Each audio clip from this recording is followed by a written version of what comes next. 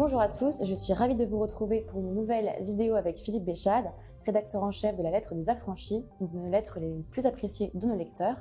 Et nous avons le plaisir d'accueillir Jean-Maxime Corneille, juriste et spécialiste en politique et intelligence économique américaine, et auteur du livre État profond et guerre civile fabriquée, qui sera publié dans les prochaines semaines. Donc merci d'avoir accepté notre invitation. Merci également, merci à vous. Et il y a certainement beaucoup de sujets à aborder, justement, à la fois économique, géopolitique et aussi l'environnement de Mar-a-Lago qui a changé. Je pense qu'on va avoir l'occasion d'en parler. Donc Philippe, c'est pas la première fois que vous êtes réunis pour une émission.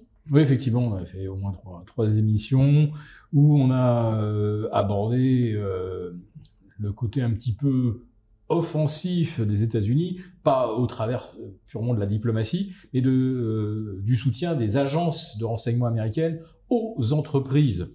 Alors, les agences américaines, évidemment, espionnent tous les concurrents, qu'ils soient européens, asiatiques, Afrique, etc.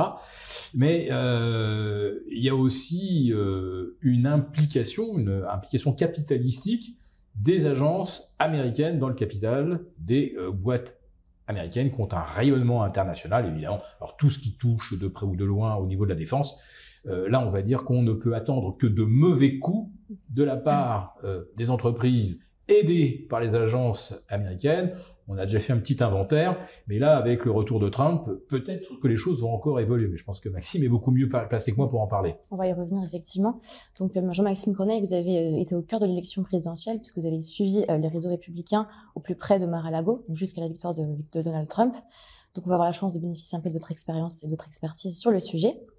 Donc, le futur président, il s'apprête à prendre les rênes d'un pays qui est confronté à de nombreux défis, donc une inflation qui étrangle les ménages, des actifs financiers qui sont surévalués et une dette abyssale de 36 000 milliards de dollars. Donc, comment est-ce que Trump va faire face à cette situation et est-ce qu'il a vraiment une chance de redresser la situation? Alors là, on a vraiment un vrai sujet. C'est-à-dire que moi, ce qui m'a réellement choqué là-bas, je n'étais vraiment pas au courant à ce point, c'est qu'on m'a parlé là-bas d'une inflation de 20% officielle qui en fait était bien en deçà de ce qui était réellement ressenti par les gens. On m'a parlé de prix alimentaires et je les ai vus moi-même absolument sidérants et d'augmentation relative qui était absolument sidérante au cours des dernières années et si on compte de fait depuis la crise de 2008, on a vraiment un phénomène d'hyperinflation mais dont on ne parle pas, dont je n'avais quasiment jamais entendu parler dans nos médias nous. On m'a donné pour un ordre de grandeur, par exemple, un poulet à 5 dollars, pardon, qui se retrouvait à 17 dollars, du pétrole à la pompe de 2 dollars qui passait à quelque chose comme 4 dollars, 5 dollars. On a des prix alimentaires absolument délirants, la plaque de beurre à 4 dollars 50, enfin, plein d'exemples de prix délirants. Et moi, ça me rappelait en fait ce que j'avais lu de John Kenneth Galbraith, un ancien économiste qui disait, concernant la crise de 29, qu'il y a toujours 3 leviers pour ruiner les classes moyennes. On va enfoncer des portes ouvertes, le logement, la nourriture et l'énergie, évidemment. Et là, on a 3 postes de dépenses pour lesquels, à partir de ce que j'ai recueilli comme témoignage, pour lesquels les gens voient vraiment le seuil de la douleur, ils le ressentent. Et c'est très étonnant, c'est toujours décalé la vision que nous donnent nos médias de la réalité, mais il est absolument évident que c'est la première préoccupation des États-Unis. C'est-à-dire qu'il y a ça, plus les infrastructures. Je vois... Quand on prend le train, il y a un tri-rail qui part de Miami ou qui fait toute la côte et on voit vraiment typiquement à l'américaine, c'est-à-dire une absence de vraie planification étatique qui fait que se côtoient des infrastructures des années 30 et des choses ultramodernes raccordées à la va comme je te pousse. Et il y a vraiment des moments où on voit des trucs ultramodernes et à d'autres moments, une ambiance du tiers-monde ou un peu Cuba ou autre. C'est très étonnant pour un esprit français de voir ça, parce que mon arrière-plan, moi, c'est vraiment le droit public économique, avec également le problème du droit européen, je pense qu'on va y revenir, mais on voit comme l'absence de planification, ou plutôt les schizophrénies de l'histoire américaine se ressentent dans les infrastructures, et à travers une absence de sens de l'État, une absence de compréhension du rôle de l'État en tant que structure de protection du peuple, et même une logique de détournement de l'État. On va pouvoir en parler, qu'il y a un état d'esprit américain anti-étatique parce que l'État est lourdement détourné ces derniers temps. C'est-à-dire qu'on voit qu'il y a des milliards et des milliards pour la guerre d'Ukraine et d'autres, mais on voit de l'autre côté que les infrastructures, il suffit à peine de sortir du centre de Miami pour voir qu'il y a vraiment des aspects très vétustes.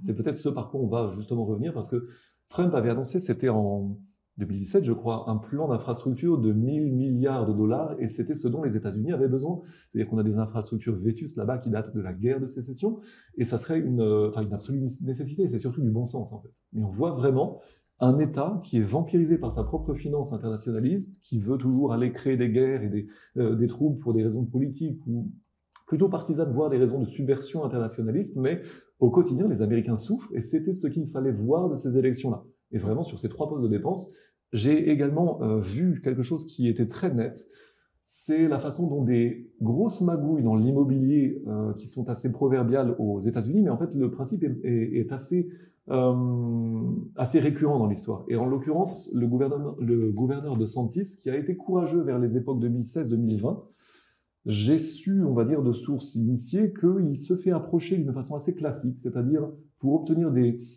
permis de construction par la voie du lobbying, d'une façon ou d'une autre, on va se débrouiller pour ou bien faire démolir des vieux immeubles pour faire une grosse plus-value, pour après créer et tirer à la hausse les prix immobiliers, sauf que la population, au final, ne suit plus parce qu'elle se fait ratiboiser par l'hyperinflation. De fait, c'est une hyperinflation, c'est la conséquence de la crise de 2008. Et on voit vraiment que les gens ne suivent plus. Il y a des baisses significatives de loyers là-bas dans des résidences, y compris dans les résidences pour classe moyenne vraiment aisées, c'est-à-dire des sortes de ghettos pour riches avec checkpoint, avec voilà, on voit vraiment une baisse des prix immobiliers parce que le seuil de la douleur, le seuil la limite des dépenses contraintes en fait est atteinte et les Américains n'en peuvent plus.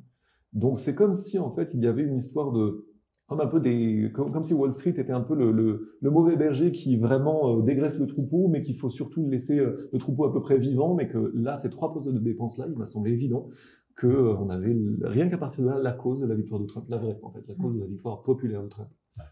Alors, le logement, les derniers chiffres qu'on a obtenus, pour les logements anciens, dits de seconde main, il progresse encore de plus de 4% en rythme annuel. Alors qu'il n'y a plus aucun acheteur primo-accédant, les taux hypothécaires sont repassés au-dessus de 7. Donc il n'y a plus aucun dossier de crédit déposé. Mais par contre, il y a toujours l'hyperclasse, ceux qui ont des millions à Wall Street, qui diversifient leur patrimoine en achetant de l'immobilier pour en faire du locatif, même si le rendement est bas. À la limite, ça vaut quand même mieux que la dévaluation du dollar. Donc, les prix de l'immobilier ancien, on est à 420 000 aujourd'hui en prix moyen pour un logement lambda, c'est-à-dire un salon de réception, 3 chambres, 2 salles de bain. C'était 230 000 en 2011.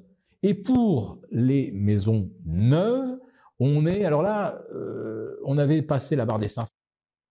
Tout petit peu en dessous parce que les Américains qui ont les moyens veulent peut-être un peu moins grand, mais alors là, c'est carrément inaccessible pour 80% des Américains qui ne peuvent pas se loger. Qu'est-ce qui s'est passé depuis 4 ans? L'arrivée massive des migrants. Alors légaux, pas légaux, c'est pas du tout mon sujet, c'est juste que plus de 10 millions de personnes sont rentrées sur le sol américain. Et là, pour revenir à Galbraith que tu citais, donc Galbraith traite aussi de ce qu'on appelle la base de la pyramide de Maslow. Il faut se nourrir, faut un toit, faut de la sécurité dans les rues. Et du coup, les États-Unis n'étaient pas du tout prêts pour héberger 10 millions de personnes supplémentaires. Alors, ça a poussé les prix à la hausse de façon phénoménale en Californie. C'est quand même là que ceux qui ont un petit peu de compétences ou qui sont un petit peu diplômés peuvent espérer trouver des jobs avec des salaires sympathiques. Après ça, il y a les États limitrophes. Je pense qu'il y a le Nouveau-Mexique qui, lui, est démocrate, comme par hasard, gros afflux de migrants. Et ensuite, ceux qui ont réussi à passer la frontière, ils vont remonter également vers les États démocrates du Nord, c'est-à-dire région des Grands Lacs, où il y a aussi des emplois industriels. Et partout où ils arrivent, il y a pas des logements. Donc, on a un phénomène de pénurie. Et il s'en construit, en fait, très peu en proportion de la croissance de la population américaine. C'est une des populations mondiales qui tient encore aujourd'hui sans vieillir. On est autour du taux de renouvellement de 2%, plus les entrées de migrants. Les États-Unis ont un problème de pénurie de logements. Quant au prix de la nourriture, c'est incroyable. Effectivement, des benchmarks comme le travers de porc, les œufs, le steak haché, on est effectivement sur des hausses du simple au double. Les Américains, leur salaire ne suit pas. C'est l'évidence même. Voilà. Il y a aussi quelque chose qui m'a choqué. Il y a 2 aspects. Déjà là, on dirait, pour moi, il y a un terme qu'on n'emploie pas assez, c'est un terme justement du droit administratif, ce qu'on appelle en droit de la concurrence un effet d'éviction. C'est-à-dire que dès lors que vous surimportez des migrants, vous créez des surtensions sur le marché qui profitent à qui? Qui profitent globalement c'est ce que disait Tucker Carlson, je l'ai relayé sur mon X, c'est intéressant parce que c'est évident que c'est la stratégie mondialiste de permettre de fait typiquement à BlackRock, en fait c'est BlackRock qui est en train de racheter la maison de votre voisin et bientôt la vôtre, de façon en fait à se servir du peuple comme d'une vache à lait. C'est-à-dire qu'il n'y a rien de plus rentable que de faire bosser les autres en fait, de faire en sorte d'avoir les logements, de transformer tous les gens en esclaves taillables et corvéables qui passent son temps par la location, de voir toujours plus et à globalement cette finance qui se réfugie toujours vers les actifs matériels. En fait, elle attire, ça c'est le principe, mon père travaillait avant la crise des junk bonds dans les années 80, dans une logique où on comprend que la bourse sert toujours à attirer dans une certaine mesure, enfin dans une mauvaise logique qui est pervertie aujourd'hui. La bourse normalement c'est comme la finance, c'est la finance utile à l'économie n'a jamais rien eu de péjoratif. Par contre, on a une finance internationaliste qui a pour but de tromper et d'amener les gens, le maximum de gens sur des places boursières pour les plumer artificiellement dans une logique où ça c'est artificiel en fait. Et c'est le contraire de ce que devrait être normalement l'investissement des bas de laine le financement sain d'une économie. Et là, on a une logique dans laquelle des alternances de crise financière d'un côté ou de surtension du logement permettent finalement à ce type de finance-là d'aller toujours sur ce qui rapporte de l'argent. Et en plus, en important l'armée de réserve du capitalisme pour maintenir cette pression à la hausse et de faire en sorte que tout le monde, en fait, on appelle ça, c'est l'horizontalisation des luttes, et une logique en plus de guerre spéciale. C'est-à-dire que, pour moi, j'ai isolé dans l'ouvrage dont vous avez parlé, État profond et guerre civile fabriquée, vous avez une logique qui est concomitante à la crise de 2008. C'est-à-dire qu'en 2008, au moment où on se pose la question de savoir si Wall Street ne serait pas en train de vampiriser les États-Unis, mais pensez-vous pas du tout, ma bonne dame, on a la même année la création de ce qui va devenir ce que vont être plus tard les leaders soi-disant du soi-disant suprémacisme blanc. Et c'est la même année, c'est-à-dire qu'on a créé ce que j'appelle des idéologies déflectrices pour faire que les gens entrent en collision les uns avec les autres et pour ne surtout pas qu'ils nourrissent Occupy Wall Street ou des logiques de contestation d'une finance devenue folle qui ne fonctionne plus que par elle-même, pour elle-même. Et c'est ce qu'on voit là, sur ces 3 postes de dépenses-là. Donc d'un côté, l'effet d'éviction, créé par cette surtension avec l'importation des migrants pour des raisons électoralistes, qui permet aussi d'avoir des salaires à la baisse, qui permet d'avoir une surtension sur les logements. Et à l'arrivée, vous avez des gens qui galèrent au quotidien et qui se posent de moins en moins la question de savoir qui fait ça. Et comment est-ce que Trump va régler le problème? Est-ce qu'il a un plan bien ficelé pour tacler chaque problème? Alors, je vais laisser répondre Jean-Maxime, mais moi, je vais rebondir sur l'effet de ciseau que tu viens de décrire. On importe massivement des migrants, sachant que ça va avoir un effet de pression à la baisse sur les salaires.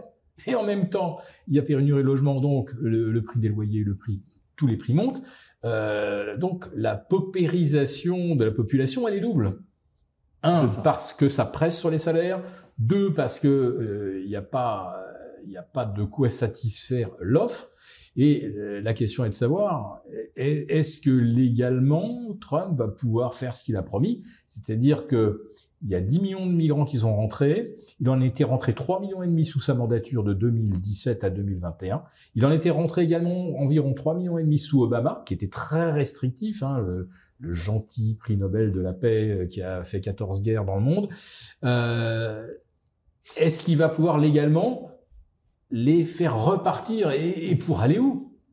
Alors moi, ce que j'envisage, c'est que ça va être le petit succès de politique intérieure à pas cher, mais que ça sera comme, en fait, un os donné à ronger au bon peuple, tandis qu'il continue de se faire vampiriser par Wall Street. C'est-à-dire que, quand je parle d'idéologie déflectrice, c'est-à-dire qu'on a un vrai sujet, le problème de Wall Street qui vampirise les États-Unis, on va aller chercher un autre sujet sur le suprémacisme blanc, sur les migrants, etc.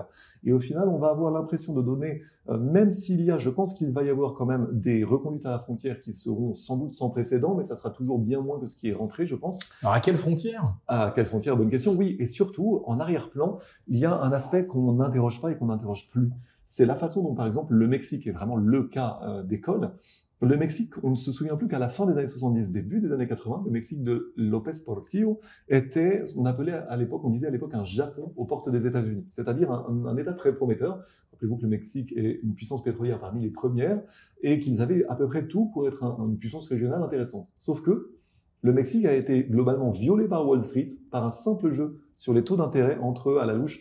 Après les chocs monétaires de Thatcher-Volcker, on avait eu des taux qui étaient passés de mémoire de quelque chose comme 5 ou 6 à 18%. Exactement. Du jour au lendemain, le Mexique, qui était un État tout à fait prometteur, qu'on avait bien endetté en disant « vous inquiétez pas, vous êtes solvable, tout va bien ». Et en fait, du jour au lendemain, on appelle ça un assassinat financier. Le Mexique est devenu insolvable. Et John Perkins appelait ça des assassinats ciblés de pays. C'est-à-dire que la dette, c'est l'arme avec laquelle on tue un pays et les taux d'intérêt sont la balle.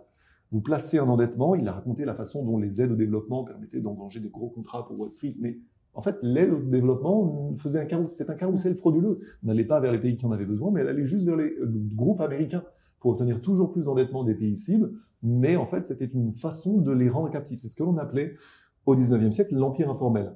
Et donc, on a une logique comme ça qui n'est pas du tout interrogée. C'est-à-dire que le Mexique a été mis à bas. Et de fait, c'est ce qui s'est passé durant les années 90 aussi en Europe de l'Est. C'est que on a créé un État défaillant sciemment par ce genre de sale jeu de, en fait, le viol d'un État par la finance internationaliste. Et de l'autre, quels sont les intérêts qui ont nourri les cartels? On a des cartels aujourd'hui plus puissants que les États.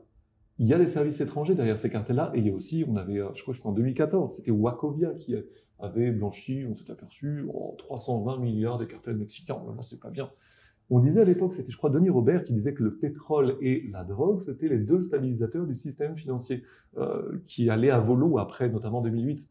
Et en fait, ça existait déjà dans les années 70, ça a été croissant, même dès les années 50. On parlait des clients à haute valeur ajoutée, on savait que l'argent de la drogue servait à différents financements, etc. Ça a beaucoup financé le trésor américain quand ils étaient en difficulté. On se rappelle à un moment que la CIA exploitait la cocaïne pour financer des mouvements et notamment, c'était même assez étonnant, à un moment, ils ont même financé l'Iran grâce à l'argent de la drogue. Voilà, et alors là, l'arrière-plan serait très sensible parce qu'en fait, je pense qu'il y a eu clairement une façon très peu comprise en France de vicier la CIA à l'époque, à partir des années 60, 70, même dès les années 50-40. J'entends qu'il s'agissait de vicier la CIA pour pouvoir après la fustiger, la condamner massivement à l'occasion de la commission Church, sauf que ce que l'on ne dit pas, c'est qu'à cette occasion-là, on a ciblé la partie la plus patriotique de la CIA, sous prétexte de magouilles qui avaient été faites par d'autres, pour, de fait, castrer les capacités régaliennes américaines au bénéfice de Wall Street ou au bénéfice de puissances étrangères, nommément le Royaume-Uni et Israël. Rappelez-vous également que la City était derrière les chocs monétaires de l'ère Thatcher-Volcker, elle était déjà derrière ce que Kennedy avait voulu interrompre, c'est-à-dire le carrousel des euro-dollars. C'est-à-dire qu'il y a une combinaison internationaliste, donc globalement Wall Street, la City, et en partie aussi un peu Israël dans certains domaines, mais c'est même pas un État, on parle vraiment d'une logique de finance internationaliste qui viole les États et qui aboutit en fait à une vulnérabilité terrible des peuples au final. Et c'est ce que vivent aujourd'hui les Américains. Et là, dans ce contexte, je pense que Trump ne va être autorisé. Si on est vraiment dans une ambiance, il faut vraiment se garder de tout manichéisme. Moi, j'avais dit dès mai 2016 que Trump était déjà obligé de donner des gages à Wall Street. Et de toute façon, que s'il voulait vraiment remettre en cause la Fed, on avait parlé à l'époque, il allait se faire buter immédiatement. Ça veut dire que ce deuxième mandat de Trump, on a beaucoup dit oui, Trump va tout changer. Ouais, pas forcément, ça pourrait, mais on a vraiment globalement une vraie lutte d'influence à l'échelle du monde entre globalement cette finance internationaliste qui résonne au-dessus des États. Pourquoi? Parce que les États sont normalement les structures de protection du peuple, mais aujourd'hui lourdement détournées globalement par cette même finance internationaliste, il suffit de voir en France. Et le résultat, c'est que les peuples sont plumés.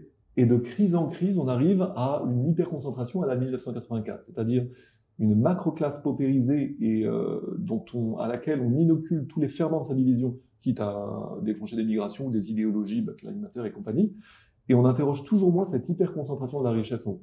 Nous vivons de fait dans un accident de l'histoire, mais William Cobbett l'avait déjà dit, c'était une sorte de Jean Jaurès anglais au début du 19e siècle, il parlait du système de la Banque d'Angleterre, donc avant la Fed, mais même modèle.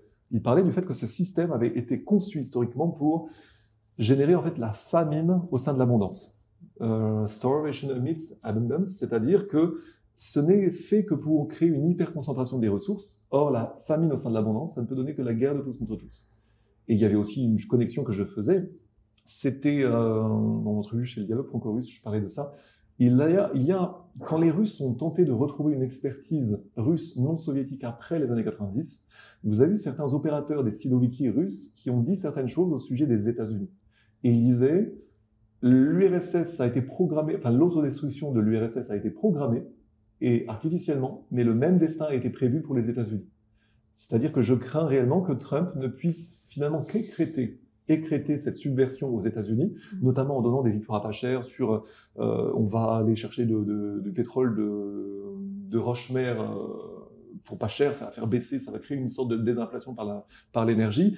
On va également limiter quand même les migrants, on va essayer des petites mesures symboliques de restauration de l'autorité de l'État dans certains endroits. On a vu des phénomènes de cité sanctuaire, des choses délirantes d'un point de vue du droit, mais on est de plus en plus en train justement de s'éloigner du droit. C'est-à-dire de la hiérarchie, normalement, il y a l'État fédéral, il y a l'État fédéré. Là, on a des dynamiques totalement subversives où les États fédérés, les cités sanctuaires, en fait, font perdre, épuisent l'esprit public en défiance contre l'État fédéral. Et même Elon Musk, qui participe aussi, mais il a raison dans le sens où il y a un détournement de l'État fédéral. Mais le résultat, c'est que on crée toujours des luttes intestines, tandis que je pense que la part de valeur ajoutée au bénéfice de Wall Street, BlackRock, quitte à vraiment passer massivement dans l'immobilier maintenant en cas d'incertitude boursière, ne va faire qu'augmenter. Je pense qu'il existe une possibilité pour qu'il y ait une réaction, mais je pense que ce que j'ai vu à Mar-a-Lago, c'est que les patriotes sont en train de se faire tailler des paupières et sont même en train d'attendre globalement que les subversifs s'autodétruisent. Là, ça va être encore un autre sujet. Oui, c'est quelque chose qu'on va devoir expliquer peut-être un petit peu plus en profondeur. Moi, je vais rebondir sur ton expression, le viol des États. Alors moi, de mon point de vue plus financier, pour moi, c'est juste un asservissement par la dette. Alors toi, tu parles de viol parce que c'est vrai que derrière cet asservissement, il y a aussi le travail des agences. Alors, je reviens également sur ce que tu disais sur la CIA, qui a connu pas des difficultés, mais dont le rôle a été peut-être contesté, et surtout après tous les coups d'État en Amérique du Sud.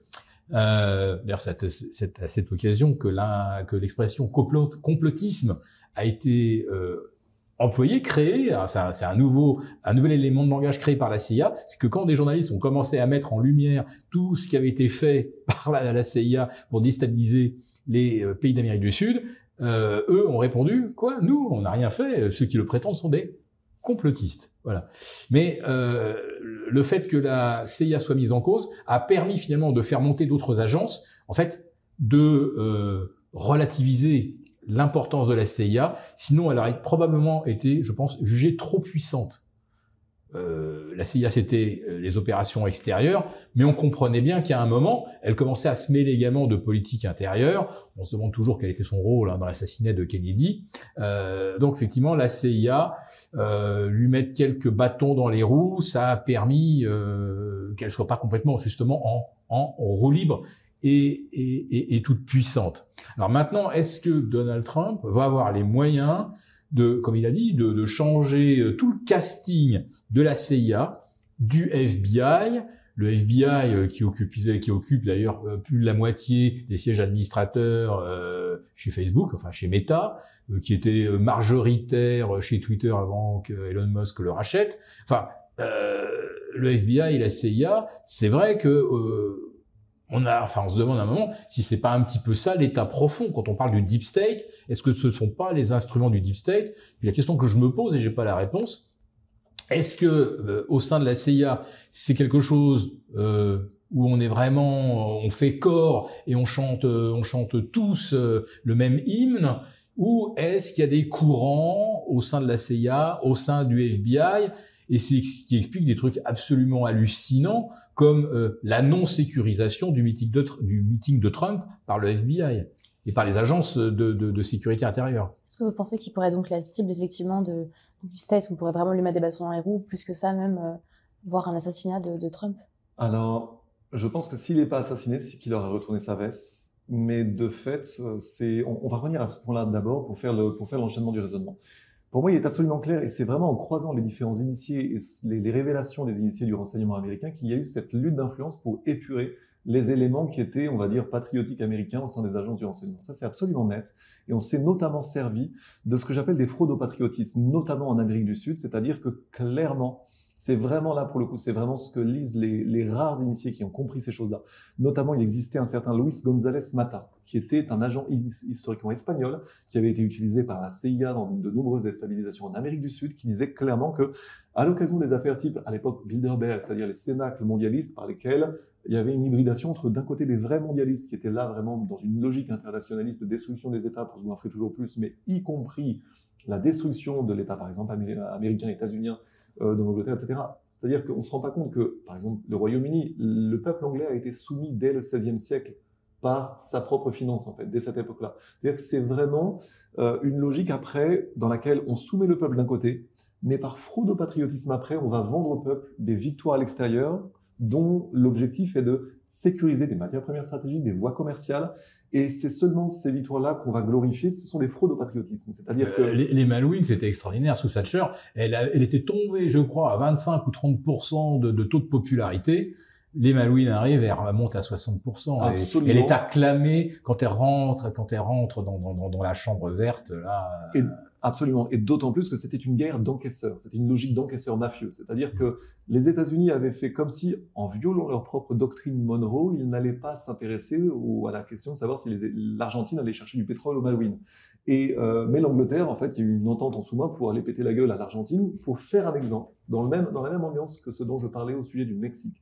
C'est-à-dire qu'on est à l'époque où tous les pays émergents prometteurs, spécialement l'Iran, pour une autre raison avec l'argent, la révolution pareil artificielle, mais surtout le Mexique et l'Argentine étaient les deux États prometteurs de l'Amérique latine qui se sont fait détruire par assassinat financier, rapproché de John Perkins là-dessus, et que on a, un peu comme l'Irak et le Koweït, en fait, on a vendu une non-intervention pour finalement leur péter la gueule et les humilier et leur dire non, tu vas quand même payer tes dettes. Tiens, le Mexique, tu sais que le Mexique, cette année, là, 2024, vient de redevenir le partenaire économique numéro 1 des États-Unis devant la Chine. Intéressant. Voilà. Là, numéro 1, le Mexique. Numéro 2, la Chine. Numéro 3, le Canada. Alors, est-ce qu'on compte l'argent de la drogue là-dedans?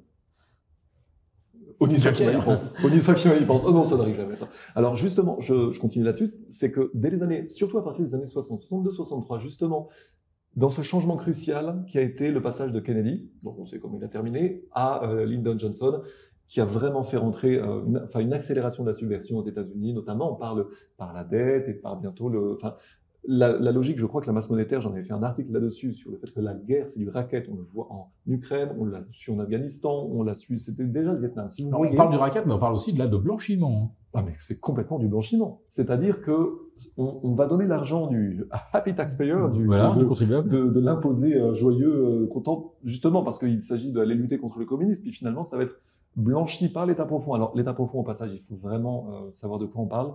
Historiquement, Peter Dale Scott, c'est la réunion historique des mégabanques, des pétroliers et du complexe militaro-industriel. Mais contrairement à ce qu'on pourrait penser, ce n'est pas le complexe militaro-industriel qui commande, ce sont vraiment les mégabanques. Grâce à la masse critique que leur donna le pétrole dès avant la Première Guerre mondiale. 2 fois de suite, Wall Street est sauvé par l'argent du pétrole avant la Première Guerre mondiale. Et en ce sens, il faut comprendre le pétrole. En comprenant le pétrole, on comprend comment beaucoup de choses se décident, mais c'est vraiment non pas le pétrole en tant que tel, et même pas en tant que matière première stratégique révolutionnaire à l'époque, mais c'est le pétrole en tant qu'accélérateur de la financiarisation du monde. C'est la matière première la plus facile à aller chercher, et la plus intense capitalistiquement, qui permet de baffrer et de goinfrer les banques, et surtout, dès cette époque-là, de s'apercevoir que les gisements ne sont pas éternels, donc il faut d'ores et déjà aller chercher par un impérialisme agressif toutes les sources de pétrole du monde, et également avec une logique de déni stratégique, de double déni stratégique. On est au Koweït, on est en Irak par hasard, hein, c'est pas du tout pour le pétrole, et surtout de déni d'accès aux autres. Donc double déni. Déni stratégique, on va être non, on n'est pas là pour le pétrole, et déni d'accès aux autres. C'est-à-dire qu'il faut tout monopoliser parce que déjà ça permet de faire fonctionner l'économie, mais ça permet aussi, outre d'empêcher l'économie des autres de fonctionner, mais ça permet aussi de goinfrer les banques et de créer une masse critique qui n'a fait que s'accroître depuis, notamment à l'occasion des années 60. Alors l'illustration parfaite, le cas de l'Ukraine. Bon voilà, on s'auto-inflige le boycott du pétrole et du gaz russe qui nous parvient maintenant par l'Inde, la Turquie, l'Azerbaïdjan. Voilà, donc on a toujours le même pétrole et le même gaz russe, mais qui nous coûte 15 à 20% plus cher. On a la destruction de Nord Stream, le modèle économique allemand productiviste exportateur s'effondre, la réunion, le continent européen de l'océan, enfin de la Bretagne à l'Oural du général de Gaulle, ça vole en éclats. Et les États-Unis viennent de nous refaire le coup en fait du Koweït, de l'Irak, c'est-à-dire que eux vont mettre la main sur les ressources et effectivement nous en coupent l'accès. Et là, ce qui est extraordinaire, c'est que les Américains ont obtenu que nous-mêmes décidions de mettre l'économie russe à genoux, alors qu'on s'est en fait couper les jambes au niveau des genoux, quoi. Ça rappelle des choses qui sont méconnues dans l'histoire de France, qui sont des constantes. C'est-à-dire que vous pourriez avoir ce genre de simulation dans une sorte de wargame ou un jeu, mettons un jeu vidéo, vous verriez que c'est grossier, en fait. Vous avez une puissance qui veut empêcher une puissance, les États-Unis qui veulent empêcher l'Europe de s'allier avec la Russie, c'est la vieille constante de Rapallo. Mais à l'époque, on a eu quelque chose de similaire. En fait, donc empêcher cette entente, empêcher une entente de raison, en fait. C'est vraiment une stratégie léonine permettant également, c'était déjà le cas pour la guerre de Yougoslavie. La guerre de Yougoslavie avait été créée au moment où l'Europe, la CE à l'époque, voulait, CE devenu UE, voulait une indépendance stratégique en matière pétrolière, avait pensé ça à travers la Grèce, à travers les Balkans, avec l'AMBO à l'époque, qui était un projet d'autonomie stratégique en matière pétro-gazière européenne. Ça a été cassé par la guerre de Yougoslavie, ça devait passer comme par hasard par le Kosovo d'ailleurs, un hasard sans doute. Mais nous avons ces créations de guerre qui justifient également l'OTAN comme aujourd'hui avec l'Ukraine. C'est-à-dire que sans la guerre de Yugo, sans l'Ukraine, il n'y avait plus de raison d'y avoir une OTAN. On crée encore une fois, parce que ça fait d'énormes carrousels frauduleux derrière, on crée des guerres artificielles qui goinfrent le complexe militaire-industriel, mais qui permettent surtout de relancer, grâce au dollar, l'économie américaine grâce aux associés de Bretton Woods. Le résultat, c'est en effet, diviser pour mieux régner, c'est absolument manifeste. Et on arrive à une logique qui, moi, me rappelle quelque chose qui est peu connu. C'est du temps de l'empire colonial français, nous savions qu'il y avait du pétrole. Au Maroc, il était pressenti, au Fezzan, on le savait, en Algérie, au sud, on le savait, au Gabon, on le savait. Celui qui a voulu les exploiter à l'époque, c'était le gouverneur Renard. En 1935, il a été assassiné par les Britanniques, en Afrique équatoriale, qui voulaient qu'on exploitât les pétroles du Gabon. L'Angleterre voulait, non, vous allez nous acheter notre pétrole. L'Empire britannique... Ils étaient au Nigeria, eux. Comment BP était au Nigeria. Et voilà, il y avait Shell aussi. Bien sûr. D'où la guerre du Biafra, d'ailleurs, parce que c'était en fait les deux groupes pétroliers néerlandais et britanniques qui s'affrontaient. Il y en a un qui soutenait les musulmans, l'autre qui soutenait les catholiques. Et on a eu cette guerre épouvantable au Nigeria. Hein. Et la France a aidé, pourquoi? Pour qu'on nous lâche le paletot sur les pétroles du Gabon. C'est-à-dire que dans cette logique-là, en fait, il a fallu montrer les dents. Ça, c'est les débuts de la France-Afrique. Après avoir été mignon en lâchant l'Algérie, en se disant on aura quand même d'autres pétroles. Maintenant, après l'Algérie, on n'avait pas le beurre et pas l'argent du beurre. Donc, soudainement, on s'est dit avec Jacques Foccart, il va quand même falloir qu'on garde le Gabon parce que sinon, on n'aura plus notre pétrole. Donc, voilà. Et Jacques Foccart a sauvé les meubles dans un contexte où les gaullistes n'avaient fait que des bêtises. Là, on risquerait de s'éloigner du sujet, mais on parle réellement toujours de cette phrase qui est paraphrasée. C'est pas exactement Kissinger qui l'a dit comme ça, mais contrôlez le pétrole et vous contrôlez les nations. Les matières premières stratégiques sont absolument vitales. On fait la guerre pour des intérêts. Ce qui est intéressant, je voulais revenir sur un dernier point, sur l'aspect politisation des agents du renseignement américain. C'est-à-dire la façon dont, en croisant les données des initiés du renseignement américain à plusieurs époques, on a eu une épuration des éléments patriotiques à la faveur de certains scandales. Vous avez même des choses qui sont finaux dans, par exemple, un film qui s'appelle Les 3 jours du Condor, où on comprend que c'est plus ou moins la commission Church, ce genre de choses, mais en réalité, on est en train de nous créer un film contre la CIA pour servir de prétexte à la vilaine CIA qui doit être épurée, sauf que derrière, qui a repris les leviers? C'est globalement l'État profond et c'est arrivé après, au bout de plusieurs années, c'était, comment il s'appelle, Robert Baer, un autre lanceur d'alerte de la CIA, enfin, un initié de la CIA qui disait pas mal de choses, qui racontait la façon dont, dès les années 90, on a mis des exigences LGBT derrière les agents de la CIA pour mettre sous pression les vrais agents de la CIA et pour les remplacer par des opérateurs politisés, pour ne pas dire subversifs. On va revenir à la question qui était, est-ce qu'actuellement à la CIA, il y a plusieurs courants, dont un qui serait favorable à Trump, ou est-ce que la CIA, réorganisée sous Biden, on a vraiment mis tous les éléments les plus anti-Trump qu'on pouvait imaginer. Est-ce qu'il a des alliés aujourd'hui au sein de la CIA? Parce qu'il lui prétend qu'il va remplacer tout le monde. Mais il faut mettre des gens compétents. Il va pas les faire venir de je ne sais pas où. Peut-être qu'il peut en prendre à la NSA ou sur diverses agences de surveillance intérieure. Mais sur qui peut-il s'appuyer à la CIA aujourd'hui? C'est une vraie difficulté. Pour la comprendre, il faut avoir déjà l'arrière-plan de ce qu'il se passait en 2011-2012, l'affaire de Benghazi, septembre 2012, puis à l'été, enfin 2015, surtout l'été 2016, où on avait vu à l'époque James Comey qui avait été téléguidé en tant qu'opérateur politique pour blanchir Hillary Clinton, et également le FBI qui avait Rappelons que participé. Hillary Clinton est à l'origine de l'incident de Benghazi, puisqu'elle avait cramé en fait les agents qui étaient présents en Libye. Alors oui, mais elle avait plutôt été piégée à l'occasion de l'affaire de Benghazi. C'est-à-dire que elle était arrivée à une logique dans laquelle, en effet, elle les avait grillés, et elle a fait pire après, mais à l'époque, elle s'était fait tordre le bras. Ce qui était surtout intéressant, c'est à l'époque ce qu'avaient dit les initiés globalement croisés du renseignement militaire américain, notamment Steve Petchenik, le lieutenant-colonel Tony Sheffer et d'autres, sur le fait que la logique de Benghazi, c'était un ambassadeur arabisant qui avait voulu empêcher un trafic d'armes à destination de la Syrie via la Turquie, dans le dos de l'armée américaine, mais autorisée par Obama. C'est d'ailleurs une armée hors registre qui vraiment était la pourvoyeuse d'Al-Qaïda. Et l'armée qui disait on nous a changé de notre ennemi, là. Nous n'avons jamais été en guerre avec les Stasi. Qu'est-ce qui s'est passé? On est les alliés d'Al-Qaïda en Syrie, on était censé être son ennemi avant. Et donc, il y avait eu un courant patriotique qui avait plus tard donné, 2015-2016, la victoire de Trump. Donc, est-ce que Trump peut s'appuyer sur des gens compétents à la CIA? Alors, on a la suite de ce qui s'est passé à l'époque, et je pense que la grande leçon que l'on n'a pas compris datant de 2020 déjà, du vol des élections de 2020, parce que j'ai écrit pareil, j'avais pas mal étudié le sujet à l'époque, c'est vraiment le vol des élections de 2020. Je pense que la grande leçon, c'est la victoire simplement des avocats d'affaires de Wall Street contre les patriotes au sein des agences du renseignement. À l'époque, on avait, donc en 2016-2020, on avait globalement la DIA, donc renseignement militaire, la NSA, et en face, donc côté Trump, et de l'autre côté, nous avions la CIA et le FBI, côté Hillary. Mais avec au sein des deux, des luttes d'influence, puisque c'était certains agents de la CIA et du FBI qui avaient fait fuiter les choses à l'occasion des élections de 2016.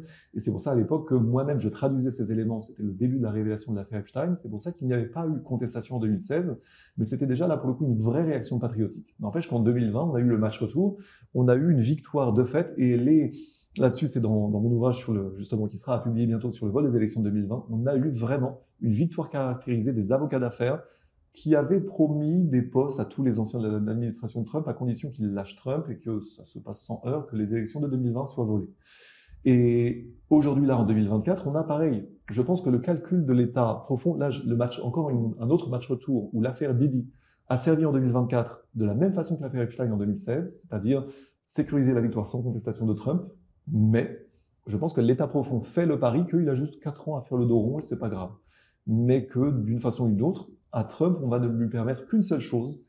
Ces 3 axes de politique étrangère aujourd'hui, les 3 axes plutôt de politique, sont de fait la relance par un trompe-l'œil énergétique en allant chercher toutes les huiles de schiste que vous voulez, l'ultra-sécurisation d'Israël, et avec tous les risques qu'on veut, et également l'utilisation de l'Ukraine comme une monnaie d'échange, je pense. C'est-à-dire la fin de la guerre d'Ukraine, mais en tant que monnaie d'échange, il ne va pas lâcher un as d'une façon ou d'une autre. Même s'il n'a pas de levier de négociation face à Poutine, je pense que les Russes peuvent avoir une victoire qui sera finalement coûteuse pour pas grand-chose. Et je pense que le marqueur sera Odessa. Je pense que les Russes ne récupéreront pas Odessa. Et ça voudra dire une guerre extrêmement coûteuse pour les Russes et pour les Ukrainiens, on n'en parle même pas. Mais même pas, les buts de guerre russes ne seront même pas totalement atteints. L'Ukraine serait encore un État vaguement viable, failli, avec encore une logique qui était dans le cadre enchaîné cet été, c'est-à-dire qu'on va encore, c'était la déclaration de l'OCORNU, on va encore rejouer les accords de Minsk, c'est-à-dire on va essayer de contrôler le conflit, puis on va encore surarmer l'Ukraine pour recréer un conflit dans 10 ans. Les Russes ne toléreront pas ça, mais auront-ils vraiment le choix? C'est la bonne question. Alors mais ces 3 axes de politique... Nous, on va jamais le revoir, le pognon qu'on a investi là-bas. C'est terrible, puis on en investit encore. Mais c'est justement là, on n'a pas le beurre et pas l'argent du beurre. C'est comme la gérie pétrolière, c'est-à-dire que on va avoir investi, on va s'être discrédité durablement face à tous les BRICS, et c'était la volonté, en fait, de fait des États-Unis, on va dire des anglo-américano-israéliens, c'est vraiment de nous faire mal voir durablement par les BRICS et de faire en sorte que l'Europe soit à la fois le ventre mou sur lequel les États-Unis vont se refaire, et on ne pourra plus vraiment coopérer avec les BRICS parce qu'à moins de regarder nos pompes pendant 10 ans, on n'est plus très crédible. Avec toutes les déclarations martiales qui sont enchaînées par nos ministres, à moins d'une épuration violente en France, on en a pour longtemps. Et la crise économique va être pour nous. Tous les autres vont se refaire sur notre dos. Et je pense que ce n'est pas avec l'Union européenne qu'on va avoir un petit peu de capacité à montrer les dents. Là, on a mis des taxes sur les voitures électriques chinoises. Oui, il était temps. Alors, pour les BRICS, ce qui est catastrophique, c'est les déclarations à répétition. Alors, je l'ai pas entendu dans la bouche d'Ursula von der Leyen, mais elle le fait dire par Nathalie Loiseau, Valérie Ayer et des tas d'autres. Confisquons les avoirs russes. et ça va servir à reconstruire l'Ukraine. C'est-à-dire, en fait, confisquons les avoirs de la Banque centrale russe, ce qui a même pas été fait avec Hitler. Hein. Enfin, donc pour les BRICS, eux, ils se disent, mais l'argent qu'on a sous forme d'emprunt d'État, etc., si demain on nous dit, vous êtes complice de Poutine, allez hop, vous aussi, on va vous confisquer vos avoirs, c'est un désastre. Et les Américains ne l'ont pas fait. Par contre, c'est eux qui ont dit aux Européens, allez, piquez-leur leur pognon. Mais le fait qu'il y ait des gens en Europe qui soient tout à fait d'accord et qui envisagent ça joyeusement, mais pour les BRICS, c'est un désastre. Jamais je mettrais mon argent dans un espace économique où du jour au lendemain, parce qu'on a une Ursula ou je ne sais pas qui dit, allez hop, confisqué. Et alors ça, en termes de sécurité juridique, c'est un énorme sujet. Et qui a empêché ça, en fait? Il y a eu un triomphalisme de la part de la Commission européenne et des éléments de langage qui ont changé. C'est-à-dire qu'initialement, il s'agissait, donc, sur incitation américaine, de piquer tous les avoirs russes. En termes de sécurité juridique, ça ne se serait jamais vu. C'est un piétinement du droit international privé, comme il ne s'en est jamais vu dans l'histoire. Et qui a empêché ça? Les Saoudiens. Ce sont les Saoudiens qui ont dit que du jour au lendemain, on n'allait pas pouvoir faire ça. Pourquoi? Parce que ça poserait une telle insécurité juridique que ça serait l'effondrement de la zone euro. C'est-à-dire qu'il y a eu à ce moment-là des grandes manœuvres BRICS au soutien de la Russie pour empêcher ça. Et finalement, le triomphalisme d'Ursula, qui était on va placer tous les actifs russes, est devenu on va placer uniquement les intérêts générés par les avoirs gelés. Oh, qu'est-ce qu'on triomphe? En fait, c'était vraiment un triomphe au rabais, mais qui était absolument ridicule. C'était un rapport de 100 à 1. Non, on a échappé à ça, justement du fait des Saoudiens, notamment au soutien de la Russie. Donc en termes de grandes manœuvres, c'était intéressant. Pourtant, les Saoudiens n'ont pas été au soutien, ils n'ont pas été présents à Kazan.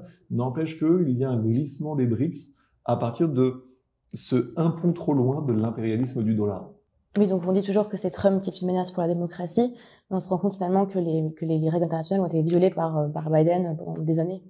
Ça, c'est un énorme sujet, justement. Ma spécialité, justement, étant justement le droit international, pour moi, c'est un sujet de thèse vraiment parfait, c'est-à-dire qu'on ne se rend pas compte, les Occidentaux ne se rendent pas compte d'à quel point le droit international, tant public que privé, a été violé de façon croissante et ils n'en savent rien. C'est-à-dire que, encore ce qu'on voit avec les échanges de missiles balistiques, il y a une inversion totale dans nos médias, ce qui fait qu'on arrive à une situation dans laquelle on nous vend du triomphalisme qui est un vol caractérisé, mais qui détruit toute l'architecture du commerce international. C'est-à-dire que du jour au lendemain, si vous placez de l'argent, si vous faites commerce avec les Occidentaux, les Européens, on ne sait pas où irait votre argent. C'est une pratique de mafieux et surtout, on oublie aussi une chose. Ça, c'est le vieux canon de la diplomatie. Les sanctions, ça précède les guerres.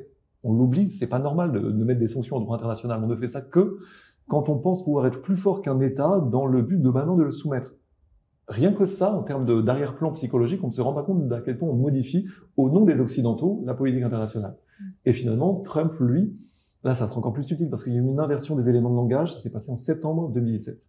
Du jour au lendemain, ce qu'on appelait avant l'impérialisme anglais, puis anglo-américain, puis le nouvel ordre mondial, puis le mondialisme, est devenu du jour au lendemain le multilatéralisme. Et ce qu'on appelait avant l'unique superpuissance américaine, qui était le bras armé du mondialisme, est devenu soudain un Trump qui voulait faire du souverainisme, et on a appelé ça de l'unilatéralisme par opposition au multilatéralisme. Ça veut dire que Trump, le vilain, voulait faire de l'unilatéralisme. Oui, il veut America First. Non, c'est pas de l'unilatéralisme, c'est de la souveraineté. C'est pas pareil. Et donc les autres, nouvel ordre mondial, mondialisme, non, c'était du multilatéralisme. Alors qu'auparavant, quand Vladimir Poutine disait multipolarité, on disait non, c'est pas bien, il faut pas être un traître au nouvel ordre mondial. C'est ce qui avait été reproché à Poutine à partir de 2014. Ça veut dire qu'on a eu une inversion des éléments de langage, sauf que les Européens ne se rendent pas compte qu'économiquement, c'est nous qui subissons une inflation, rien que par exemple, par analogie avec les États-Unis. J'ai vu du beurre là-bas, du beurre irlandais donc à 4,50 $. Est-ce qu'on se souvient qu'il y a 3-4 ans, 5 ans, on avait eu une pénurie de beurre en France? Avant, la plaquette de beurre, c'était, mettons, 1 €. Après cette soi-disant pénurie, la plaquette était à 2 €. Puis après, il y a eu de nouveau le post-Covid où la plaquette est à plus de 2 € aujourd'hui. Ça flirte avec les 3 €. On parle d'une inflation en trompe-l'œil. Or, l'hyperinflation, on savait que c'était la conséquence de la crise de 2008. Donc je vois, moi, qu'en France, il se passe la même chose que ce que j'ai annoncé dans mon ouvrage, justement, sur la guerre civile fabriquée. On nous place, en fait, pour masquer l'hyperinflation, on nous place des luttes artificielles qui ne vont faire qu'aller croissant. On a vu avec les émeutes naïviennes et compagnie, sur le mode américain. Le résultat, c'est que nous allons prendre vraiment une dépréciation de nos actifs de toutes les façons possibles. par un jeu, par un effet de ciseau entre l'hyperinflation qui ne dit pas son nom de l'autre côté, de l'autre côté les effets d'éviction sur le logement, on retrouve les trois facteurs, la nourriture, le logement, l'énergie. Encore que là, l'énergie, enfin, si, mais c'est la conséquence de la guerre d'Ukraine. On est en train de créer une popularisation massive en Europe, et là, je renverrai en fait la patate chaude à Philippe Béchade, mais je pense que on va être les dindons de la farce de toutes les façons possibles, et j'enfonce une porte ouverte, là je suis pas grand clair en le disant. Mais il me semble évident que c'était déjà la logique de l'administration Trump 2016-2020, quand Peter Navarro avait sorti son super plan pour défoncer la gueule à Volkswagen et compagnie. La destruction de l'Allemagne en tant que puissance économique rivale, parachevée par la destruction de Nord Stream, la France qui a perdu, c'est quoi? C'est la moitié, au plus de la moitié de son tissu industriel. Et là, les faillites qui s'enchaînent, j'étais hier avec justement une banquière qui nous racontait ça, mais vous le savez justement dans vos chroniques économiques, on est en train de créer la famine au sein de l'abondance, mais c'est délibéré. Donc je pense que là je ne serais pas porteur de bonnes nouvelles. J'aimerais bien donner de bonnes nouvelles, à part une prise de conscience soudaine. Pour moi, ça va être l'espoir de ces années prochaines. Et là, pour le coup, c'est également un de mes ouvrages qui doit bientôt être publié, sur le fait qu'on ne se rend pas compte que le combat des BRICS, c'est la France qui l'a lancé. C'est-à-dire qu'il y a deux sujets phares qui est globalement le combat des BRICS, même si ça se passe à fleur et moucheté aujourd'hui, justement sur le fait que plutôt qu'une dédollarisation dans la guerre, non, on va y aller paisiblement pour éviter une troisième guerre mondiale. Mais on oublie que le combat contre le dollar, contre l'hégémonie du dollar, nous payons les Américains pour qu'ils nous achètent, c'était De Gaulle et Jacques Rueff en 63-69. Il y avait ce premier combat qui était extrêmement important, il y avait le deuxième combat pour la concorde des nations et de fait le respect du droit international. Et le troisième combat, c'est la lutte contre le bellicisme forcené post-11 septembre 2001. Puisque c'est la France qui a porté la vision alternative du 11 septembre 2001. Ça a été révélé récemment, ce que les initiés savaient avant, c'est que derrière Thierry Meyssan, il y avait le renseignement et la diplomatie française qui ont porté le message auprès des Émirats arabes unis pour le diffuser dans tout le monde arabe. Nous avons eu des complices à l'époque, notamment les EAU à l'époque. N'empêche que ça, je pense que c'est le facteur d'espoir quant à une éventuelle future légitimité de la France au sein des BRICS. Mais ce que je crains, c'est que nous allons avoir vraiment des troubles graves en France jusqu'à l'émergence d'une réaction à la Trump, qui peut aussi être une réaction en trompe-l'œil, comme Trump actuellement.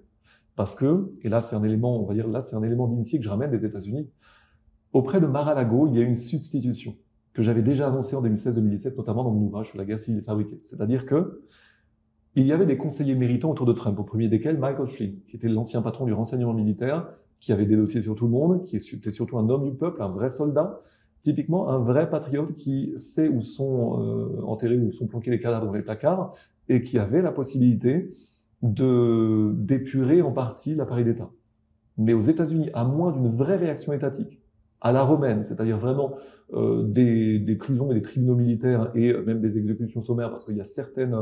Hillary Clinton, dans la façon dont elle a mis en danger les Special Access Programs, les programmes qui mettaient en danger donc tous les agents du renseignement américain, son serveur privé, etc., ça c'est passible de la cour martiale normalement.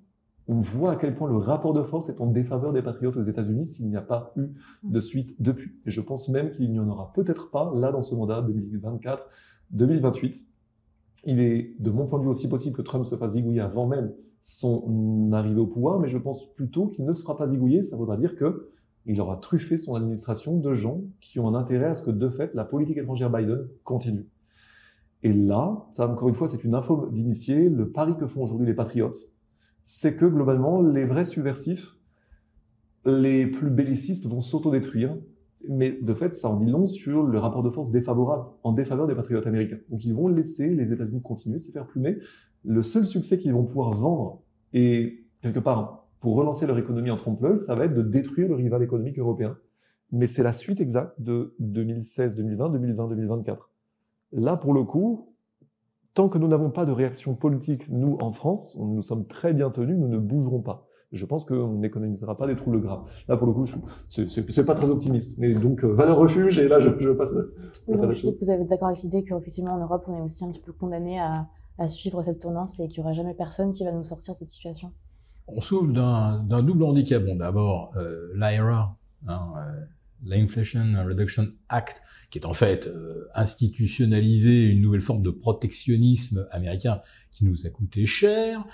Bon, on a perdu Nord Stream, donc sans énergie bon marché, c'est difficile de pas se désindustrialiser. Et là, je crois qu'on est en train de vivre les dernières heures. Ça y est, même Ford annonce des licenciements sur le continent européen. Notre chimie s'effondre. Je ne sais pas ce qui reste à détruire aujourd'hui encore sur le plan industriel en Europe. Mais encore, si on se disait, on va rebondir, parce que nous, on a l'intelligence artificielle. Là, on a un truc, nous, que les Américains n'ont pas. Mais non, c'est eux qui l'ont. Et là, par contre, il y a quelque chose de sous-jacent qui est assez intéressant, c'est les déclarations de Jensen Huang, le patron de Nvidia, qui a dit qu'aujourd'hui, il n'arrive pas à fournir la demande, tellement il y a de commandes de Blackwell, etc. Il dit, mais le vrai problème, c'est qu'aujourd'hui, on n'a pas assez d'énergie pour les data centers. Et on en revient une nouvelle fois à ce nerf de la guerre qui est l'énergie. Et là encore, l'Europe, on n'en a pas. Donc, je sais pas comment on s'en sort. Donc, ça, t'es pessimiste, mais je vois pas, moi, on n'a pas d'énergie pour rebondir et se réindustrialiser, et on n'a pas la future révolution industrielle. Donc là, celle de l'intelligence artificielle. Mais on n'a ni l'énergie, ni la technologie. On avait Mistral IA. Il y a 6 mois, Mistral IA, qui était hyper prometteur du jour au lendemain, ça a pris 2 mois, 3 mois pour qu'il se fasse racheter par Amazon Web Services. Mistral IA était une pépite française, en l'absence de souveraineté étatique sérieusement pensée, avec tous les glandus qu'on nourrit à l'Assemblée nationale, du jour au lendemain, la super pépite française est vite passée à l'étranger. Autre exemple, concernant l'énergie. Astrid, 2000 ans de puissance, 2000 ans d'autonomie à 100 fois plus de puissance qu'aujourd'hui. L'énergie, nous l'avons. Mais on est en train de se faire juste plumer. Mais en termes de vassalité, en termes d'accord léonin ou de consentement à la soumission, enfin, politiquement ouvragé, il y a quelque chose d'hyper malsain, qui est finalement l'autodestruction de toute espèce de souveraineté. En fait, je vois ça aussi sur quelque chose qui, moi, m'a choqué dans ces derniers jours. J'en ai fait un petit vécu, justement. Je fais des petits bulletins quotidiens pour me faire un peu les dents sur ma chaîne, mais il faudrait les faire, en fait. L'autonomie, l'autosuffisance alimentaire de la France. Nous importons à peu près, dans tous les postes stratégiques, jusqu'à 89% de notre poisson.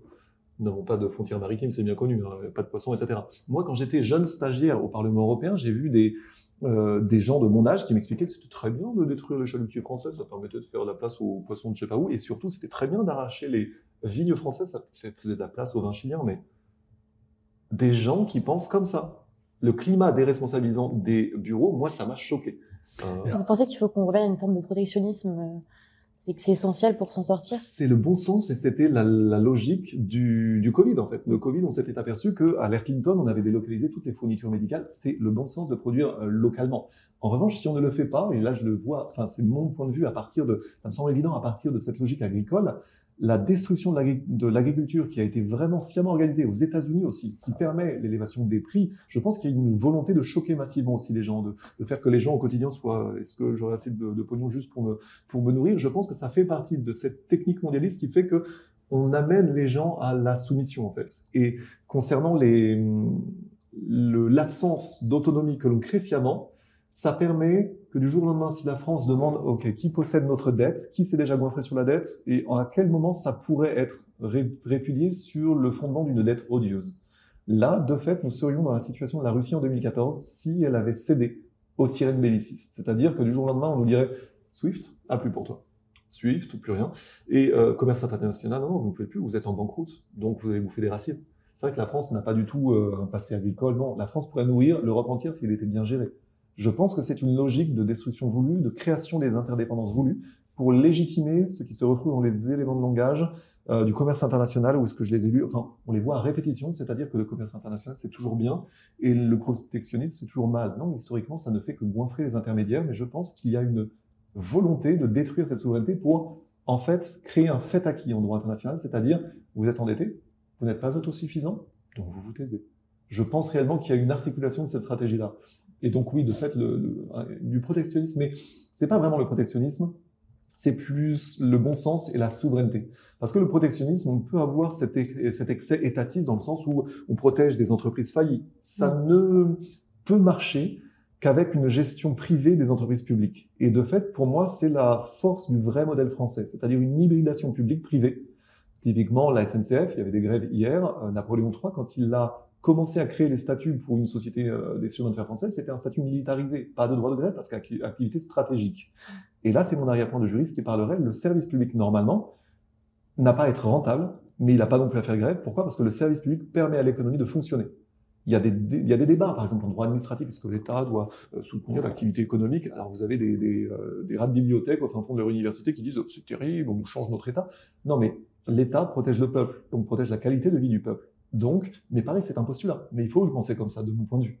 Donc, il doit protéger ce qui permet au peuple sa prospérité. Le modèle, c'était l'Allemagne entre 1815, Zollverein 1817 et 1914, qui a doublé, triplé de puissance parce que justement, elle a recyclé le protectionnisme napoléonien du blocus continental. La même année que la France se faisait mettre en coupe réglée par la City. On a un cas historique à ce niveau-là. Donc je pense on vit dans un accident de l'histoire. Ça ne peut pas durer. La seule question est de savoir si le changement va se faire après des troubles graves ou si ça va être par le fait de retrouver, comme par hasard, notre ancien héritage. Mais ça passe par une destruction des idéologies rouges qui nous ont dit le droit de grève, c'est sacré. Non, du tout. Le droit de grève, c'est seulement dans un certain cadre et dans le cadre d'une lutte sociale honnête. On parle en droit de l'obligation, par exemple, de négocier de bonne foi, par exemple. Pardon, je suis en train de faire une digression, mais je pense que le sujet du protectionnisme doit être articulé avec d'autres sujets. Donc, si le peuple américain a voté pour Trump, même si Trump n'arrive pas forcément à mettre en place ce qu'il a envie de faire, c'est quoi la prochaine étape? Parce que vous pensez vraiment qu'il pourrait donc y avoir une forme de riposte, de révolution, ou voilà, de la part du peuple justement pour que les choses changent? Est-ce que le peuple, il n'a pas aussi voté Trump parce que derrière, il y avait l'image d'Elon Musk ou de Kennedy? Est-ce que ça a joué, ça? Ah, on voit très clairement que de toute façon, c'est une victoire du bon sens contre la subversion. Du patriotisme ou du bon sens près de chez vous contre des délires de transaction, enfin des délires qui vont vraiment très loin. Donc je pense que c'est pour le coup une victoire au moins temporaire de la décence commune, mais que la contre-manœuvre, en fait, on pourrait voir depuis 2008, même depuis 2001, mais depuis 2008, des manœuvres et des contre-manœuvres. 2008, ça craque, il y a une réaction populaire, Occupy Wall Street. 2012-2015, on a une tentative de troisième guerre mondiale, septembre 2012. 2015-2016, réaction patriotique. 2020, subversion de nouveau. 2024, réaction. On peut faire ce mouvement de balancier. N'empêche que la dynamique, c'est que les patriotes savent de plus en plus et sont de plus en plus conscients qu'il n'y a pas à discuter avec des timbrés, que les timbrés sont en train de se bouffer eux-mêmes. Je pense qu'il y aura de toute façon une réaction sociétale de nature patriotique. Sauf que ce que je vois, la logique de l'État profond est de fournir des héros quand le peuple en a besoin. Ce que disait un peu Albert Pike d'ailleurs. C'est-à-dire que d'une façon, et c'était même la leçon d'avant la Seconde Guerre mondiale, c'est-à-dire qu'on peut créer, quand les gens deviennent conscients des problèmes, on va créer par COINTELPRO une réaction patriotique qui sera en fait coiffée par une autre réaction. Et c'est ce dont j'ai eu l'écho auprès de Trump. Le remplacement des bons conseillers de Trump de l'époque 2016-2020, quand on dit Steve Bannon, Michael Flynn, Cambridge Analytica, ils ont juste fait ce que faisaient les ennemis d'en face. Ils ont fait ce que font les cabinets de lobbying, ce que fait l'État profond depuis longtemps, c'est-à-dire l'hyper coupage de cheveux en quatre pour aller faire que Madame Michu vote en faveur de l'un et de l'autre. Oui, c'est du bon sens. Mais le problème, c'est aussi la leçon, on parlait tout à l'heure de la France-Afrique, c'est aussi la leçon de Jacques Foccart. C'est-à-dire que la démocratie pose problème, parce que la démocratie est le régime politique le plus achetable à notre époque. On nous le vend comme... ça fait 300 ans que c'est de la corruption, en fait. Juste qu'elle est croissante. Et la réaction face à ça ne peut être qu'une sorte d'hybridation de la démocratie dans un sens repatriotisé, pour oser un néologisme. Je pense que c'est la situation telle qu'elle va évoluer aux États-Unis. Mais je pense qu'en Europe, elle ne pourra pas évoluer aussi bien en ce sens. Pourquoi? Parce que davantage d'importation de migrants, et surtout un énorme désarmement, à la fois des corps et des esprits. C'est-à-dire que le manque d'armes rend très problématique de résister en France, et surtout, le désarmement des esprits. Comparé aux États-Unis, nous avons vu nos réseaux patriotiques globalement castrés en termes de capacité à penser le politique. Depuis 58-62, nous n'avons plus une armée qui s'autorise à penser la politique, et c'est même un péché. Nous avons une armée qui est hyper docile, même quand les gens vont tranquillement la suicider. Je pense que ça peut se passer d'une façon, pour moi ça serait ma thèse potentielle la plus évidente, ça va se passer comme une réaction comme du temps de Néron. C'est-à-dire qu'il y a un moment où la subversion va vraiment trop loin, et il y a un moment où l'armée n'aura plus le choix entre la guerre civile et la guerre civile. La seule question, c'est de savoir si ça sera contrôlé dans un certain sens. Moi, je pense que nous pourrons nous en sortir par de meilleurs éléments de langage, en comprenant mieux les BRICS d'une part, en comprenant mieux l'ancienne expertise française relative à l'islam d'autre part. N'empêche que, par rapport aux États-Unis, à part se raccrocher et se servir des États-Unis comme d'un tracteur idéologique, on aura du mal à faire quoi que ce soit en France. Et c'est le choix qu'on aura, ou plutôt qu'on n'aura pas. Mais ça sera une réaction patriotique à la Zemmour, c'est-à-dire en trompe-l'œil, dans le sens, et là je le dis dans le sens d'une, non pas vraiment d'une israélisation de la vision française, par exemple, des enjeux mondiaux, mais une lutte d'influence qui aura lieu en France dans laquelle les Français ne seront même pas souverains, entre les pires et les meilleurs des intérêts israéliens. Globalement, c'est un peu ce qu'on voit en Israël aujourd'hui. Mais la logique, la courroie de transmission entre les États-Unis et Israël, et la façon dont on s'interdit de penser les choses plus sainement en France, nous conduit tout droit vers non pas vraiment une guerre civile, mais ce qu'on appellerait plutôt une panique muette, c'est-à-dire l'état d'esprit d'une population qui est confrontée tous les jours à des comportements terroristes qu'elle subit, mais quand elle sait que l'État ne va pas sévir, elle ne peut que faire le dos rond et espérer qu'à un moment ça change. Je pense qu'on peut avoir un glissement vers la lente destruction du peuple français, mais je pense qu'il y aura quand même des réactions d'une façon ou d'une autre de bon sens, mais qui seront des enjeux étrangers qui se disputeront la France dans la configuration actuelle. La seule chose, je pense, qu'on peut faire contre ça, c'est essayer de préserver certains pans de l'expertise française, qu'on peut vendre aux uns comme aux autres d'ailleurs, qu'on peut, de fait même c'est un peu ce que je fais quelque part, c'est-à-dire qu'il y a certains aspects de l'ancienne expertise française qui peut servir aux États-Unis, comme elle peut servir à la Russie, pour réconcilier l'Ukraine et la Russie. D'ailleurs, le troisième point que j'avais oublié d'ailleurs tout à l'heure, donc on m'a débriqué, c'est que la France avait voulu empêcher la guerre d'Ukraine en 2006-2007, avec Gouraud de Montagne qui était le conseiller de Chirac. Pardon, je fais encore des digressions, mais j'essaie de brosser l'intégralité, de savoir comment ça peut évoluer chez nous. Je pense qu'on va vivre la même hyperinflation, mais avec moins de forces patriotiques et qu'on sera plutôt l'enjeu de forces patriotiques extérieures, ou alors subversives, et qu'on ne peut, nous, s'en sortir qu'en essayant de préserver des petits pans de souveraineté, en tout cas, qu'est-ce qu'était l'ancien modèle français. Justement, par opposition au modèle américain excessif. Typiquement, quand Elon Musk dit on va dégraisser l'État fédéral, c'est pas forcément non plus la solution, c'est plutôt Wall Street qu'il faut atteindre. Il faut un peu de curiosité. L'information, là, en fait, Marie-Constance. Regarde, la visite du fils Soros à l'Élysée le 11 novembre. Et puis, derrière, on a Caracalas, qui est aujourd'hui une pro-guerre et poursuite de la guerre russo-ukrainienne, reçue à l'Élysée le 15. On a Larry Fink qui a presque son rond de serviette à l'Élysée, mais il suffit de relier les points entre le mondialiste Soros, père et fils, Caracalas, qui est une belliciste, Larry Fink, qui lui, plus la France s'endette et plus les taux, plus on paye cher notre dette, mieux c'est. Enfin, faut voir qui vient à l'Élysée. Et puis, c'est quand même sous Macron que la France a perdu sa souveraineté alimentaire. Et puis, Alstom, bon, c'était avant qu'il soit élu, mais on a vendu notre intégration vers notre outil nucléaire, l'intégration verticale totale. On la vend au pire concurrent d'Areva et d'EDF, c'est-à-dire General Electric ou Westinghouse. Et Bill Gates. Ouais. Et là, maintenant, la technologie Astrid, c'est Bill Gates qui l'a racheté pour une poignée de cacahuètes. Et pour le coup, Alstom, c'était avant que Macron soit élu, certes, mais oui, c'était bien Macron, 2012, qui était conseiller à l'économie derrière le président de la République, et indépendamment du ministre de l'économie, qui a conspiré avec le cabinet de lobbying A.T. Kearney pour préparer cette vente. C'est-à-dire que c'était avant, mais c'est lui qui en était l'ouvrier, la cheville ouvrière de bout en bout. Donc, hallucinant. Donc, ce que je dis en creux, c'est que quand on voit qui fréquente et qui a de l'influence sur Macron depuis longtemps, depuis qu'il était young leader, etc., quand on voit qui est derrière lui, et voir à quel point il est docile, tant qu'il est au pouvoir, je ne sais pas ce qu'on peut espérer. Alors j'ai une dernière question, Philippe, pour les investisseurs qui nous regardent. Est-ce qu'il y a des secteurs en particulier qu'il faut surveiller de près avec le mandat de Trump ? Nous, il y a un moment, il faut absolument qu'on arrive quand même à se doter d'un outil ou qu'on arrive à développer une technologie bankable au niveau de l'intelligence artificielle. Enfin, sinon, on n'a rien, on n'a plus rien dans le monde de demain. Je vais plutôt laisser Jean-Maxime répondre. Aujourd'hui, avec l'arrivée de Trump, quels sont les secteurs en Europe où on peut se dire qu'on va pas se faire défoncer, quoi, pour dire les choses assez brutalement. Quels sont les secteurs qui vont tenir ? En fait, ça aurait été les basiques. En fait, les trois secteurs, à mon avis, énergie, nourriture, logement. C'est-à-dire que s'il faut placer aujourd'hui de l'argent, on sera, je pense, plus inspiré d'avoir des actifs physiques. C'est ce que font BlackRock et compagnie. Mais tout est fait pour qu'on ne puisse pas le faire et que juridiquement, on puisse de moins en moins le faire. Néanmoins, je pense que pour moi, ça serait en temps de crise, à part l'or évidemment, l'or, les métaux précieux, ou alors investir à l'étranger justement, mettre justement en sécurité à l'étranger et diversifier ses actifs comme ça, je pense. Parce que la tension ne va...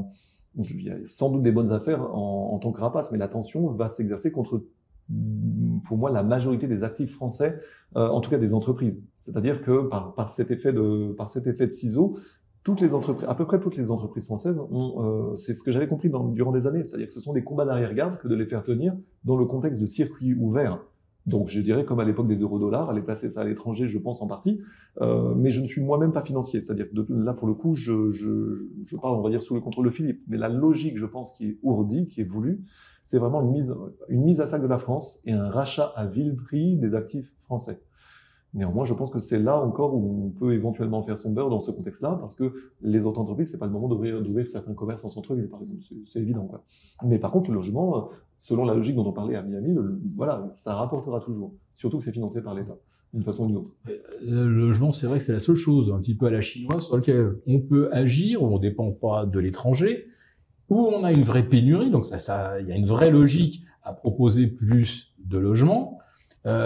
Et ça, on peut le faire de façon volontariste. Ça va créer des centaines de milliers d'emplois. Ça va créer énormément de recettes fiscales, puisqu'on parle d'augmenter justement ce qu'on appelle les frais de notaire, qui sont en fait les taxes que prélève l'État sur chaque transaction immobilière.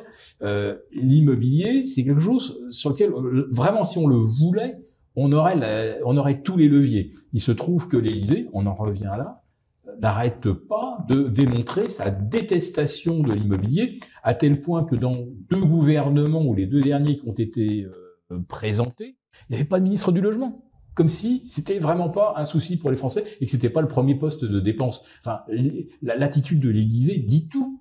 Donc, tant qu'on a ce logiciel à l'Élysée, cette opportunité, elle va pas s'activer. Complètement. Et là, il y a un lien avec quelque chose dont je parlais, c'est que indirectement tout à l'heure, on ne définit. Alors ça m'a plus ou moins choqué avec mon arrière-plan justement au droit public. Sur aucun site institutionnel français, le rôle de l'État n'est défini.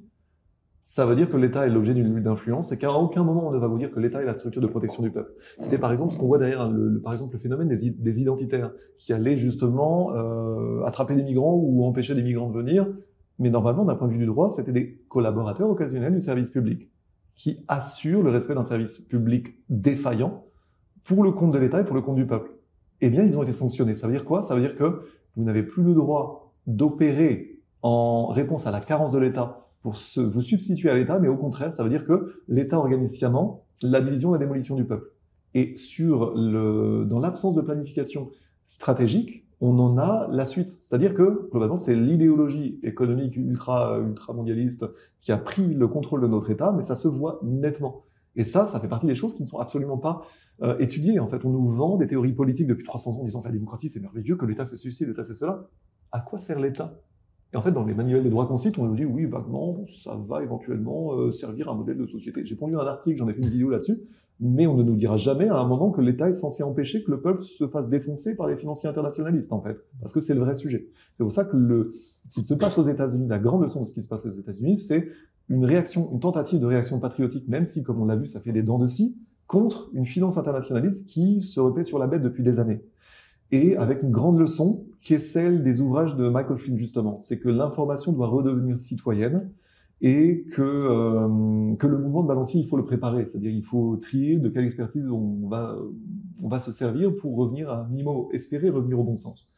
Pour moi, je pense qu'il y a de l'espoir à ce niveau-là, mais que ça ne peut pas passer par un autre sujet que politique. Et la politique, c'est quoi? Pareil, un autre mot qui n'est pas vraiment défini. La politique, c'est le partage du gâteau. Normalement, l'État organise le partage du gâteau à peu près équitable, de façon à ce que ça dure dans le temps et qu'il n'y ait pas une guerre civile demain. Là, on voit que la carence de l'État, la défaillance de l'État organise en fait un partage léonin en notre défaveur qui aboutit fondamentalement sur le temps long à éradiquer le peuple au final.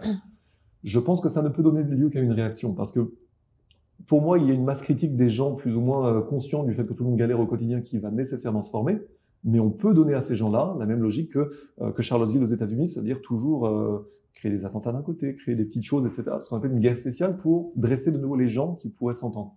Je suis pas super optimiste en fait en ce sens, mais je pense quand même que les temps qu'on va voir vont être intéressants parce que pour moi il y a de l'espoir en ce sens.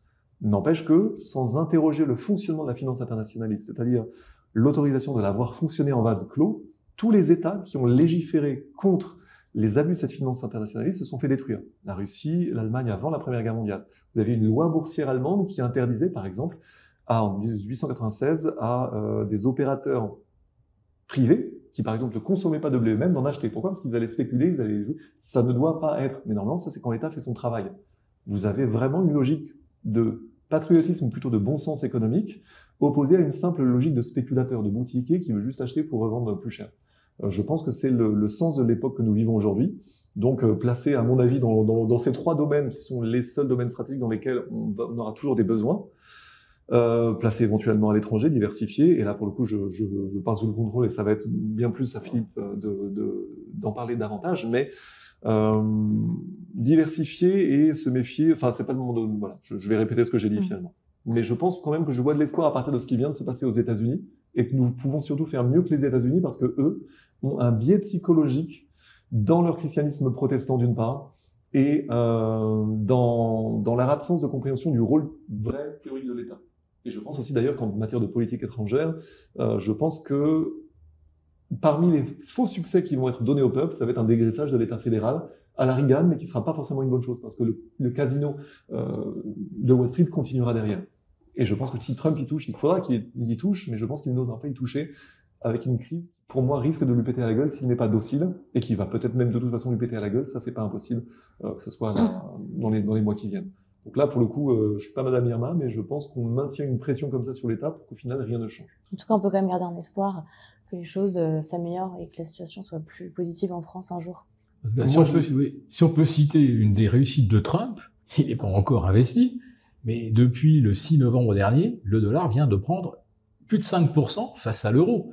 Et lui, parmi ses buts, c'était de faire en sorte que justement les BRICS et autres ne bypassent pas le dollar, comme ça a été recommandé à Kazan au sommet des BRICS.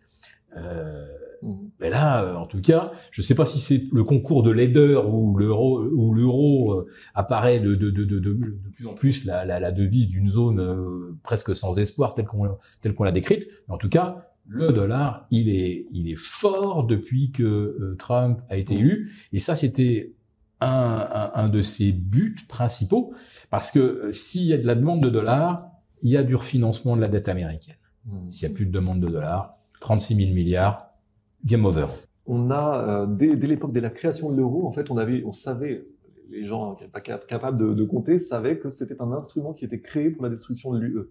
Dès lors que vous n'harmonisiez pas les questions fiscales d'un côté et les questions sociales de l'autre, c'était évident que ça allait créer une machine à délocaliser pour créer la situation dans laquelle on a perdu notre industrie de cette façon-là. Et à l'aboutissement, pour moi, ça peut être annonciateur du fait que le ventre mou de l'UE va se faire détruire, ce qu'on peut voir comme quelque part un espoir, parce qu'en cas de massif, de dévaluation de l'euro, voire d'explosion de l'euro, on n'aura plus grand-chose à bouffer, mais on pourra quand même recréer des choses qui, justement, par le jeu de la dévaluation, seront compétitives. Mais pour moi, c'est encore une fois un système économique qui est basé sur de mauvais préceptes. Ça fait 300 ans que nous vivons dans cet accident de l'histoire. Et tant qu'on base l'économie, le succès économique sur le fait d'aller capter des marchés à l'étranger, plutôt que sur un co-développement, ce sont des logiques de guerre, des logiques de famine au sein de l'abondance, d'esclaves d'un côté, de chômeurs de l'autre. C'est tout ce système-là qu'il faut interroger, en fait. Et c'est ce qui est typiquement interdit aujourd'hui. Mais je pense que on va voir de toute façon la fin de cet accident de l'histoire, parce que ce n'est pas tenable, en tout cas. Et en tout cas en Europe, j'ose espérer qu'à un moment, ça va, quelque part, les tribulations servent à faire revenir la conscience. C'est en ce sens que je verrai un peu d'espoir, mais on n'échappera pas à une remise à plat des bonnes questions, je pense. Écoutez, merci beaucoup pour cet entretien qui était très intéressant. On a appris beaucoup de choses. Donc, merci à tous les deux. J'invite nos lecteurs donc à télécharger le rapport que vous avez rédigé, qui se trouve dans le lien en description de la vidéo. Et je vous dis à très bientôt pour une prochaine vidéo. Nous avons conçu à votre attention un rapport spécial que vous obtiendrez gratuitement en cliquant dans le lien en description de cette vidéo. Un rapport spécial qui analyse toutes les conséquences économiques, financières et patrimonial. Et bien sûr, ce rapport vous offre également des mesures, des initiatives à mettre en place très rapidement pour protéger votre épargne, celle de vos proches. Tout ça donc dans un rapport gratuit que vous obtenez en cliquant en bas de cette vidéo.